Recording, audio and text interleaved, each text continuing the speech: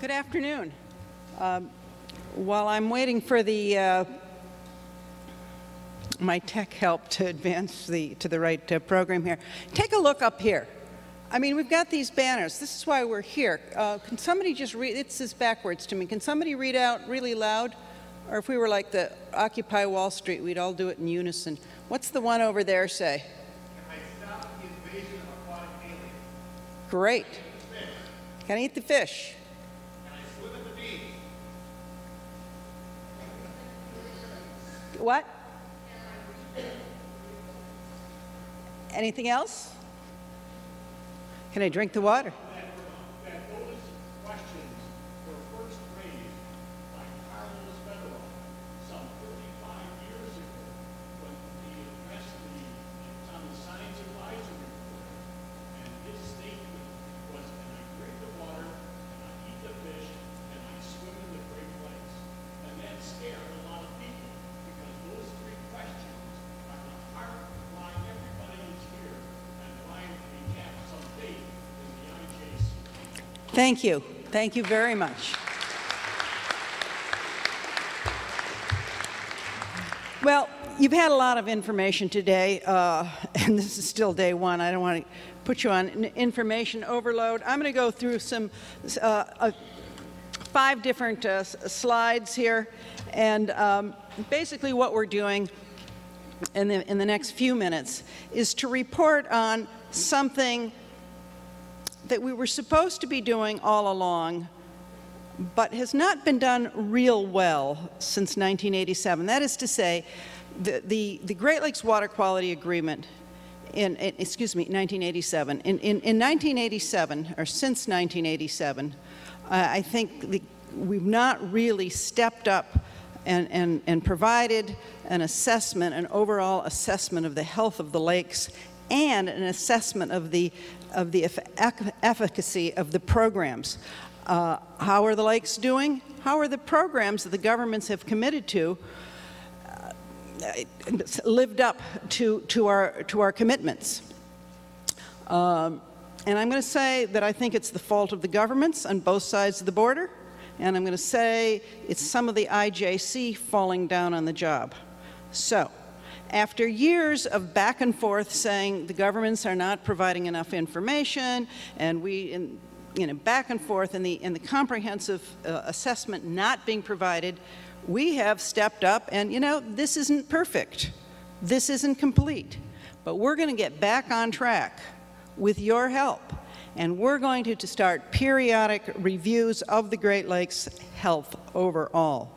What we have here now is a work in progress. You can go to our website, you can find a copy of a draft report outside. It has 14 indicators of health of the Great Lakes. Are these the best indicators? Are they the only indicators? Do we have the picture just right? No, but it's a start, and there is valuable information in each of these indicators and in the report overall. We're asking people to respond up until November 30th to have input into this, and eventually, not eventually, but not too far thereafter, we will publish a report, and in 3 years' time, we'll publish an even better report with your help, with your input. And the next phase of the report will include a report on how well the government programs are doing in living up to their commitments. So, thank you.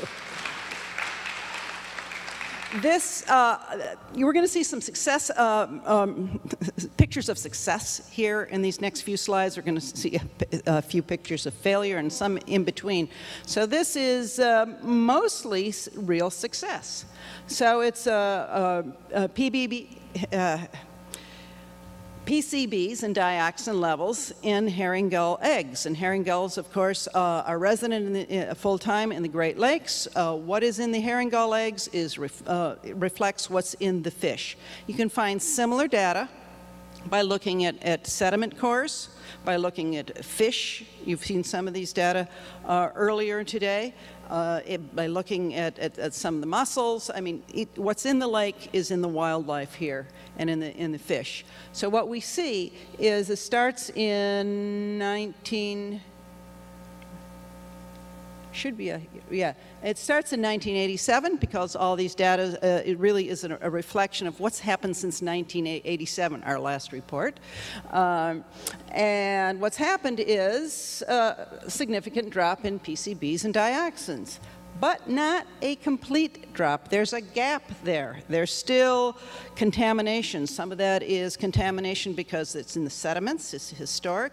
Some of it, we need to understand this better, is long-range transport. We, in Canada and in the United States, we banned these chemicals, but worldwide they're not banned, and so we're still the recipient of some of them. But I want to make the point here on every other slide, too, that public policy makes a difference. Good public policy will lead to reductions in toxic chemicals. Bad public policy, or the lack of good public policy, will leave us where we are, which is not quite good enough. The next slide, if I push there, phosphorus loading. Now I ask somebody who's more authoritative than I, can I call phosphorus a contaminant? And there was some back and forth, and I guess the answer was no. However, it is a nutrient when you put it on the land. It's helpful to grow the corn that we need, mostly. But it's contaminant, I'm sorry, in my book, when it gets into the water.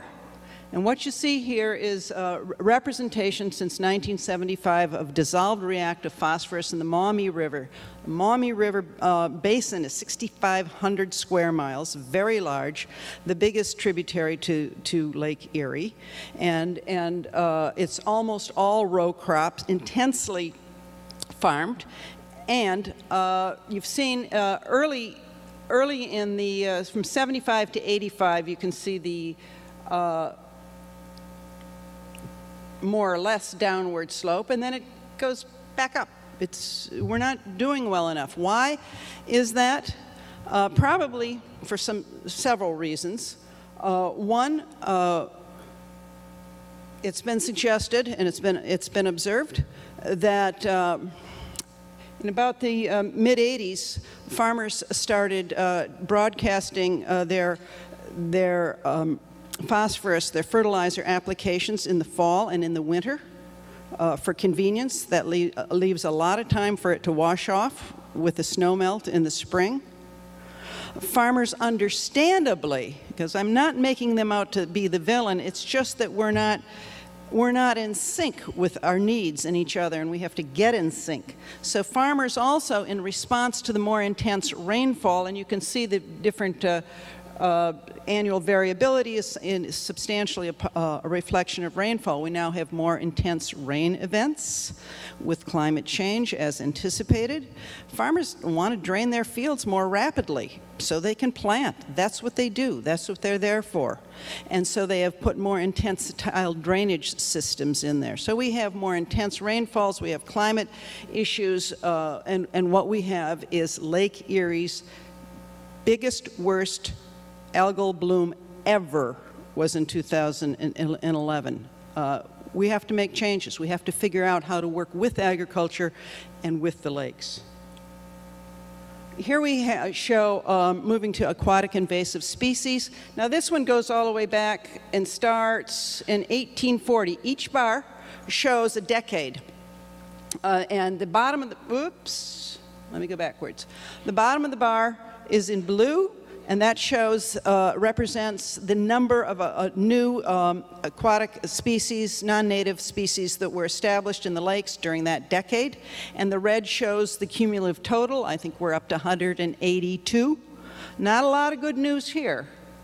However, there is some good news, because if you look at the very end here, 2000 to 2009, there is a reduction, substantial reduction over the previous decade in number of aquatic invasive species that have been established. And why is that? That too, again, is in response to public policy.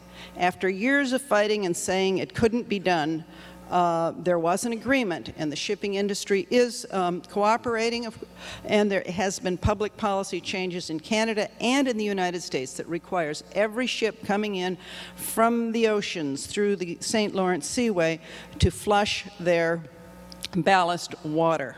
Would that they have done this before the zebra and the quagga mussels.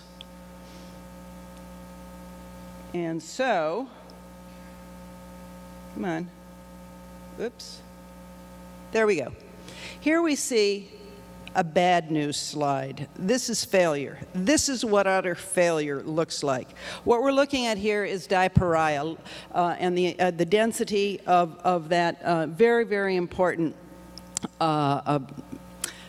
food, part of the food web that's near the bottom of the food chain.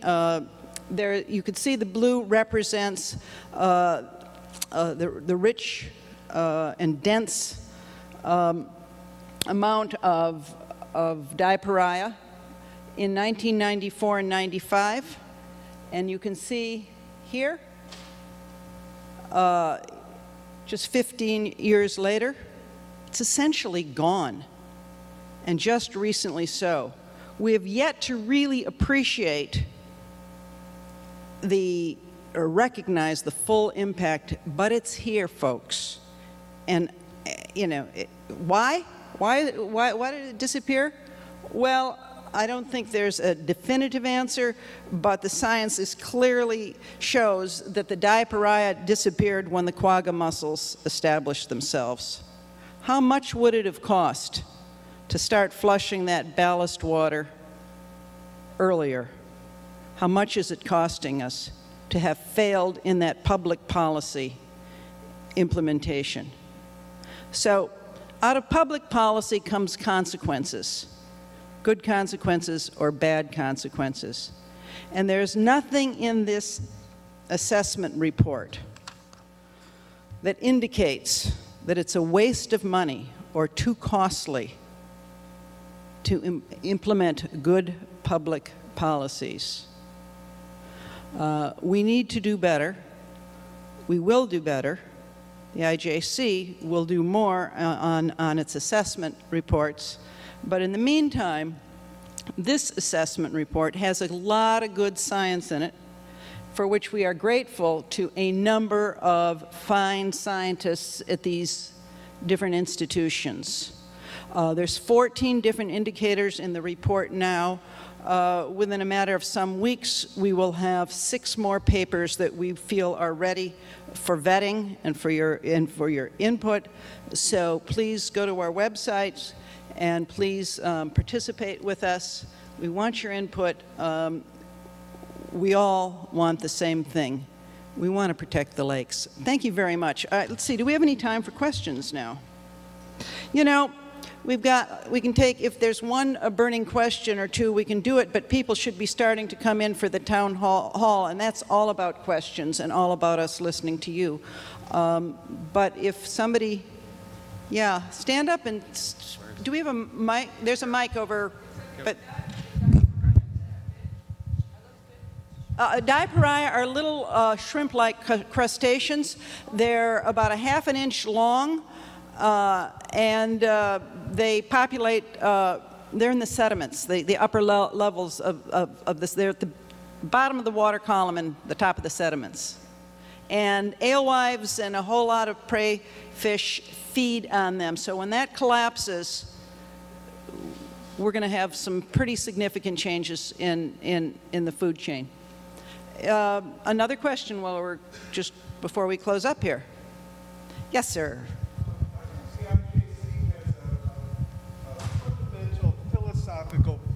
Philosophical issue that it needs to address, and that's the antagonism between Charles Darwin and Thomas Crapper. Okay, that you can't flush and forget it anymore. That the modern definition of agriculture is the use of oil to convert land into food.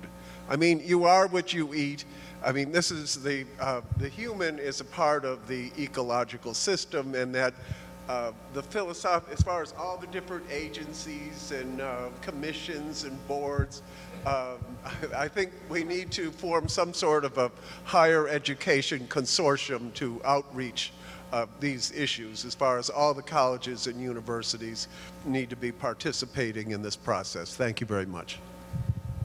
Thank you. I don't know, that's a statement in a sense that if I were to summarize it, that says we're failing to protect our ecosystem, and in one of the definitions of insanity is to do the same thing over and over again and expect a better result. So you're right. You know, we're not going to have time to go back and forth on this, but you don't hear me, no sir, you don't hear me disagreeing with you at all. You don't. And I don't think, I hope I didn't misrepresent you. No, but the point is that the EPA knew that between 1988 and 1992 that the employment of 100 cars of drinking quality water to transport 2 cars of organic solids was catastrophically obsolete. I mean, that's how they financed suburban sprawl. I mean, now, these are issues that have to be dealt with on a philosophical. On a philosophical, educational, political, and cultural level, we have a lot of work ahead of us. That's true. We absolutely do. I think, am I getting a signal that, I mean, do we need to wrap this up in order to move to the next, that's a yes. Okay. Let me say. Okay.